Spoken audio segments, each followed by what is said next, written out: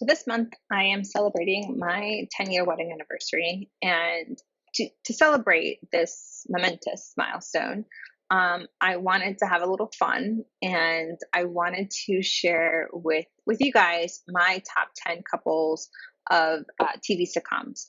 I'm a sitcom person, and there are a few couples that I really appreciate watching their relationship unfold, and I really like some of the aspects of the relationship that I think would actually work in real life.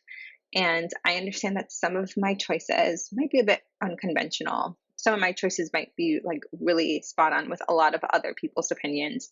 But what I would like to do is kind of go through each of them, kind of highlight why I think that they would work in real life, what it is that I like about the relationship. And for some couples, I do highlight a little bit of things that I think are a little problematic. But if anything, that just goes to show that real life isn't perfect. So I do want to kind of share kind of a little bit about what is that I love about each of them. They're in no particular order, but I just really just wanted to have fun and kind of just share this with you guys. So let's just get right into it and talk about my top 10 couples. So, my first couple is Leslie and Ben from Parks and Recreation, which is obviously no surprise. A lot of people have them on their list because they work really well as a couple. I like how, you obviously see Leslie's not happy to have Ben around, but eventually she grows to love him in a way that I think was a lot deeper than she expected. And obviously, there becomes a battle within her between career and relationships, because she is very career driven, and so is Ben. And that's one of the things that I do appreciate about the show, is that they show two people who are really committed to the relationship, but also don't want that to get in the way of their individual goals, and how even though some of their goals might collide and kind of be the same, that they're willing to allow their partner to shine and really push them to be the best person that they can be, and really go hard for them. And I think that Leslie and Ben do that extremely well. I think that they show how you know you can work with a partner, how sometimes when you work with a partner, sometimes that might not go for very well. But I do think that it shows that there is potential for relationships who that work together can work. And I really do appreciate the comedic value that obviously they represent. I just, they're cute, and it makes sense. And, I just love watching their relationship unfold. So everyone has them on their list. So I don't need to really go deeper into that. Everyone knows that they're a great couple. So I'll just move on to the next one. So my next one is again another couple that a lot of people have on their list, and that's Dave and Patrick from Schitt's Creek. And the one thing I do appreciate about their relationship is the comedy between them. Obviously, it's a sitcom. Obviously, it's a comedy, but you really get to see them be very playful. You get to see them kind of really appreciate that kind of back and forth. And I think that a lot of times in real life couples, that's kind of a little bit of things that you miss, the kind of that like snarkiness between one another. And I think the fact that they do it very well is extremely cute. And I think it just adds more passion to the relationship.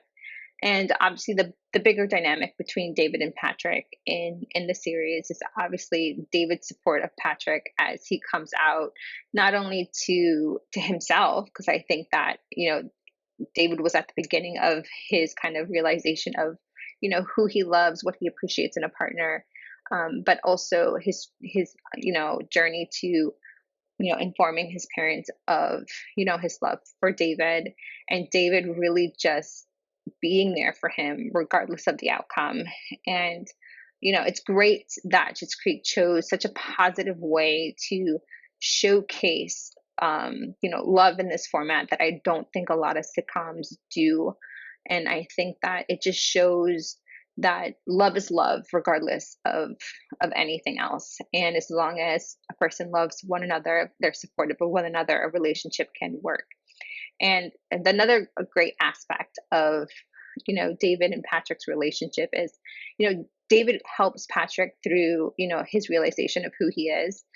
Even though Patrick kind of started that journey before David, but Patrick does the same for David, and showing him that, he doesn't have to be this person that he was before Schitt's Creek, that there is life beyond um, the materialistic, idealism, like beyond just, what you see on Instagram and labels and things like that. And I think that he showed David that he can do and be the person that he wants to be without all of that, and that he can be the best version of himself.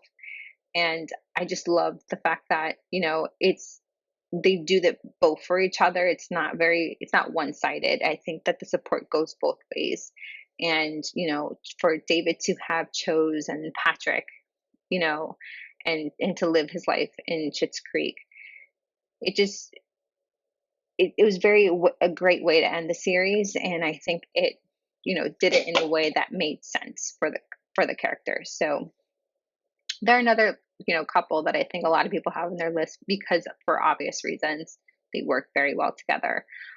So I think that, the series did justice by David and Patrick.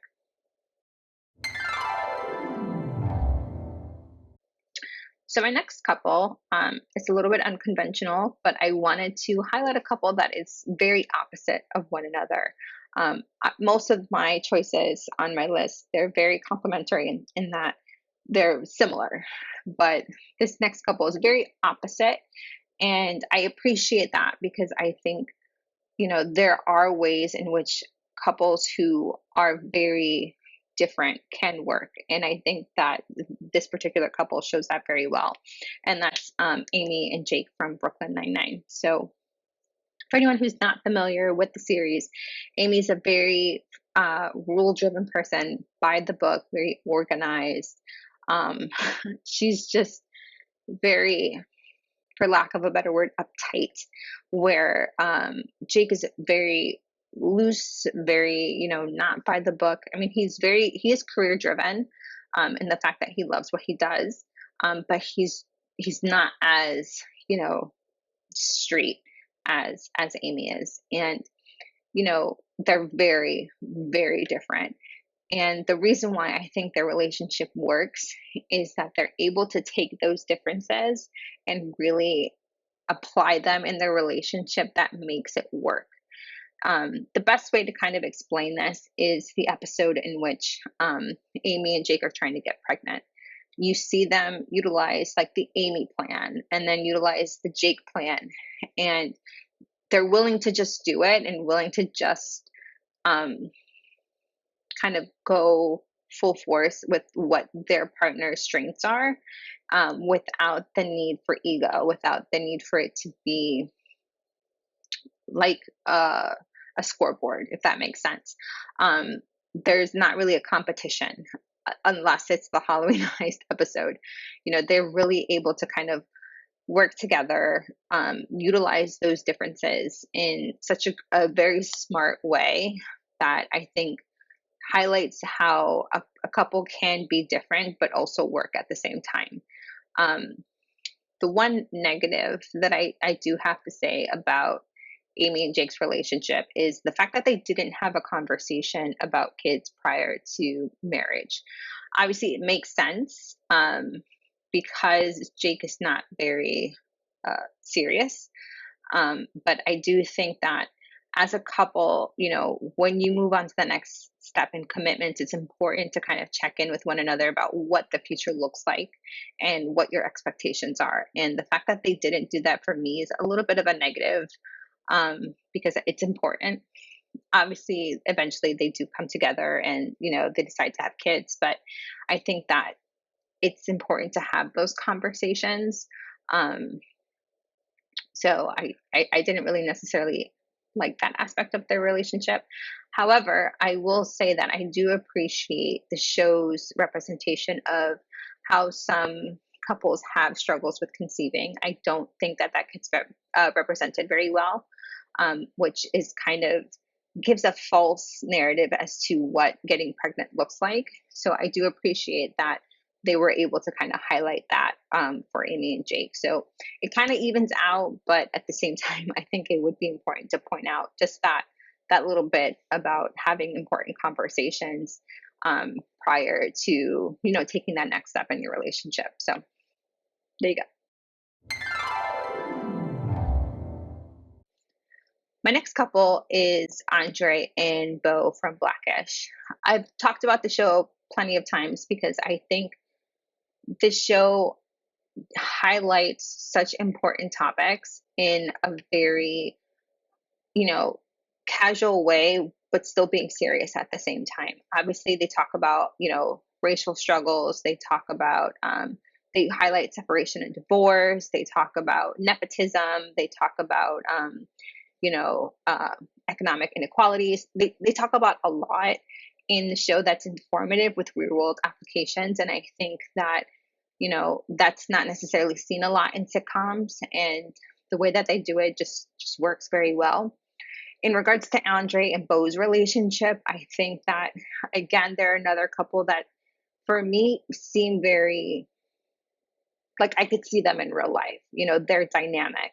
They're not perfect, which I do appreciate. That they do show kind of, that things don't always work out, which obviously you saw in the arc with them going through a separation. I do think that while I did not like that storyline, I appreciate it at the same time. So yeah, they are one of the two couples from my list that has done couples therapy even before they were separated, if I'm not mistaken. And they did it consistently until they saw a good groove without the need for a third party to help, which I again don't think a lot of shows do. So I do appreciate that representation of couples therapy. The other kind of topic that doesn't get highlighted enough in TVs in general, and that is shown in a very realistic way, is postpartum depression. I do think that, again, and I've again said this before, the show did a very good job in highlighting those specific topics and making it, not clouding it or making fun of it. They showed it in a way that's honest and realistic. And their relationship as a whole, while I would like to see more of it represented in Blackish, I think that they've kind of strayed away with that and kind of are really more focused on the kids, which I get it happens when you have kids. But I do miss seeing their dynamic more because they work very well together. One of the things that I do appreciate about their relationship is they allow their partner to kind of go through their journey. They might make a few comments here or there, but they're willing to allow their partner to see whatever mission that they need to see through. So, for example, like if Andre wanted to like teach the kids a lesson that Bo doesn't necessarily agree with, Bo will let Dre do it. She'll make her comment and she'll let him do it just to kind of allow him that space to go through that journey and realize the lesson on his own without kind of being on top of him. And I do think that works very well when you're parenting, when you're working with your partner on certain things. You have to allow them to have their own journey with their kids and kind of get in their own groove, because their relationship is going to look very different to the relationship you're going to have with your kids. And I think that they do that very well. So Andre and Bo are definitely on my list. So my next choice, which I think a lot of people are going to disagree with, which I'll explain why, but I don't think they're going to disagree with the fact that they were a good couple. And I emphasize were because they're actually not together. And that's Alexis and Ted from Schitt's Creek. Alexis and Ted, obviously their first go around in the relationship didn't work out because I don't think Alexis was really ready to be in a relationship. And I think she quickly realized that after they broke up. But their second go around in the relationship, I think, proves that Alexis needed time for growth. And I think Ted also allowed Alexis, or showed Alexis really her full potential, really who she could be outside of her family, that she can stand on her own 2 feet, that she can be independent, that she's very smart, that she's very driven. I think Ted did that very well for Alexis. And I don't think people give Alexis enough credit that she also did that for Ted. She showed Ted that there is more to him than, just the veterinarian in Chick's Creek. She kind of helped him, loosen up a little bit. And she also showed him that, he has so much more potential outside of his little bubble. Um, the the sucky part is that the lessons that they helped one another with is one of the reasons why their relationship didn't work out, because it kind of, the relationship ran its course. And I think that in order for them to grow as individuals, that kind of meant that the relationship had to end. And the way that episode in which they broke up just goes to show you, obviously, what a healthy breakup looks like, what sacrifices look like, how, you can really be in love with someone, but that doesn't necessarily mean that, they're going to be your end game. And for me, I always utilize the fact that some successful relationships unfortunately means that the relationship has to end. And I think that their relationship kind of highlights that kind of statement, that sometimes we have to make sacrifices in our relationship, and sometimes our relationships run its course. So I do think that they're a great couple. It's sucky that they had to end, but I do think that they did justice in the way that they did end their relationship. So there you go.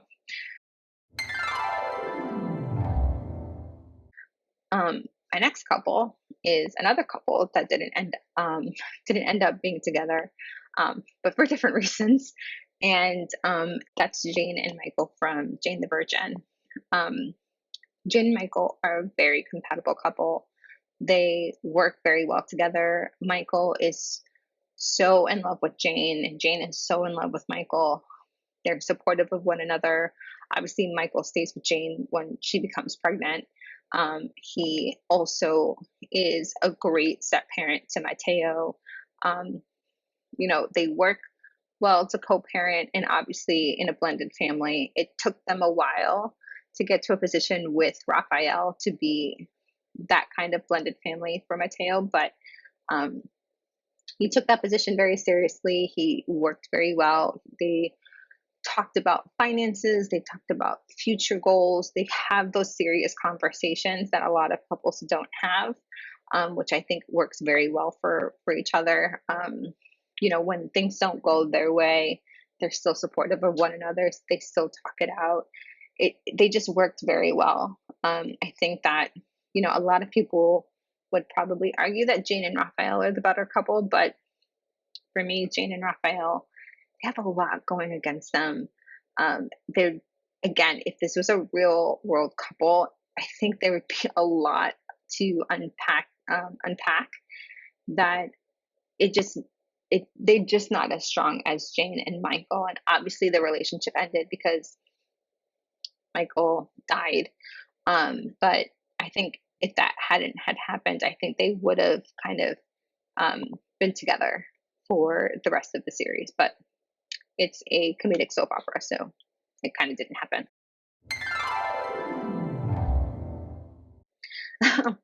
So, my next couple is a very unconventional couple. I don't think they get enough credit. And I don't think they were highlighted enough in their particular series, and that's Winston and Allie from New Girl. Winston is a very unique character, and I think he found the perfect companion in Allie because she's very unique too. I think that because they work together, that works very well, even though I don't think that the partnership was, again, really highlighted in the relationship. I don't think the relationship had enough time in the series, but from what I have seen, it works very well. Allie is understanding of Winston's quirks. She loves him regardless of his craziness and his crazy friends. Winston is super supportive of Allie. You know, one of the bigger things that you see him be supportive of is obviously when she's pregnant and she's not the nicest person. Um, but you know, that's his person. That's the mother of his child. So he's willing to do anything for her. And I think that they're funny, they're quirky, they love each other regardless. Um, I just think the relationship needed more time on the series. But from what I did see, I did love kind of their dynamic. So that's why I have them on my list.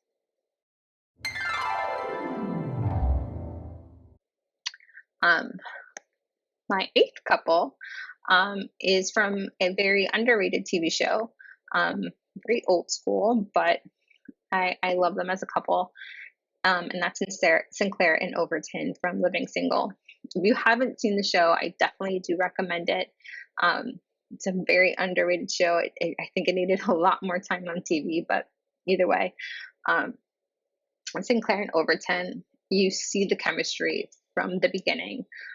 You see how much Overton loves Sinclair and how he knows right from the start that Sinclair is his wife. And once they get together, like, it's incredible to see a relationship be so easy, you know. And I think that while a lot of people would think that doesn't seem very realistic to real life, there are relationships that just work. And Sinclair and Overton are one of those relationships that just work. They're very affectionate towards another. They're very supportive of one another. They're they just I just love them as a couple. And again, I don't think that that type of representation is seen enough in TV shows. And I just, again, think that they just work because they're very compatible and um, they're awesome. So, Sinclair and Overton, if you haven't seen Living Single, I would definitely recommend it.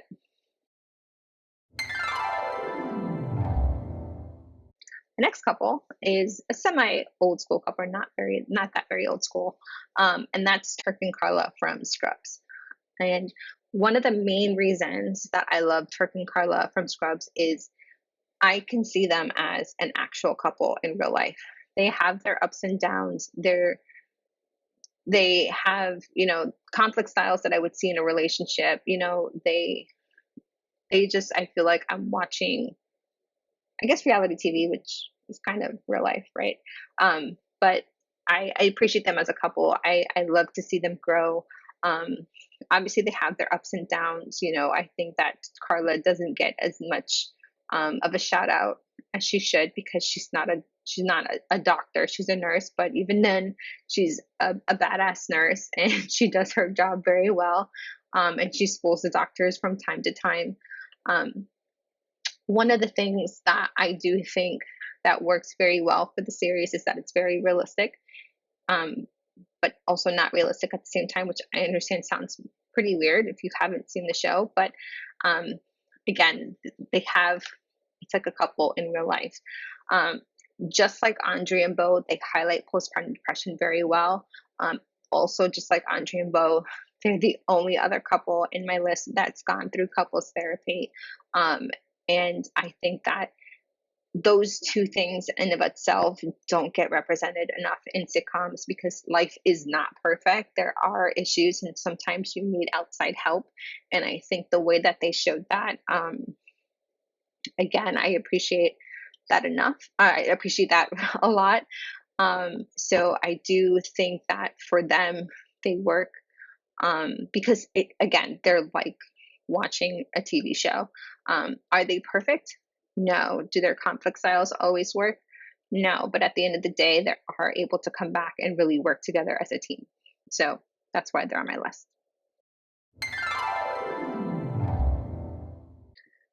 My last couple, I think a lot of people are going to disagree with, and that's okay. I'm perfectly prepared for it.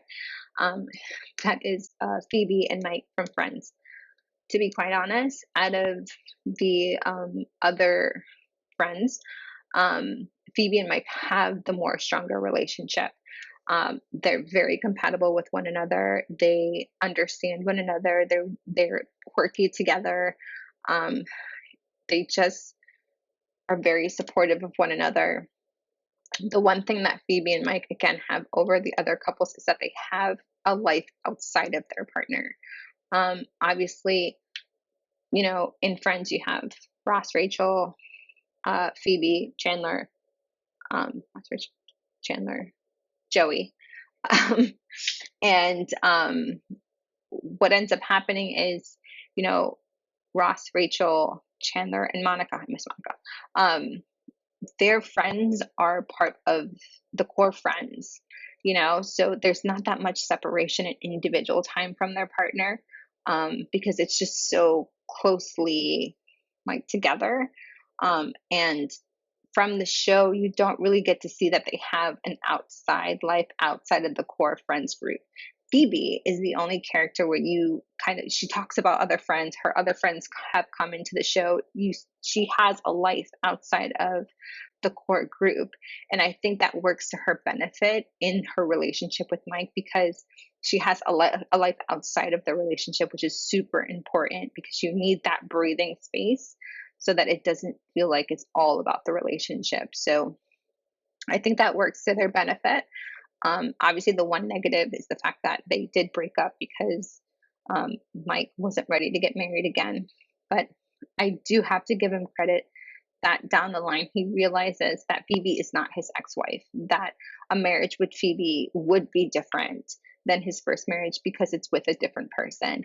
And that realization for a lot of people is hard to come to. And I think that once he realizes that, he's able to be vulnerable with Phoebe and really see that he wants to take that next step with her. And I think that that goes again to their credit as a strong relationship. With the other couples, I just think that there's a lot more ego in play. It's just, for me, in real world, it just wouldn't work as well as Phoebe and Mike. So that's why I chose them over the other couples in that show, because I just think that they work a lot better because they're much more compatible and they have a lot more fun. I just think that they're just a much stronger couple. So that rounds out my top 10. I know this was a very long video. I have actually a lot more to say about these couples, which if you check out the written blog, I go into it a little bit more in depth. But I love my list. I know that not a lot of people would agree with it. I know I gave out a lot of spoiler alerts, so sorry about that. But I love my list. I think that these couples work very well. You know that a lot of people would have probably different choices, probably couples from like a dramatic show, but I don't watch dramas. So this is my list. I really enjoyed having and doing this fun video for you guys. So I hope that you watch my other videos and hopefully see me next time. So you guys have a good time. Bye guys.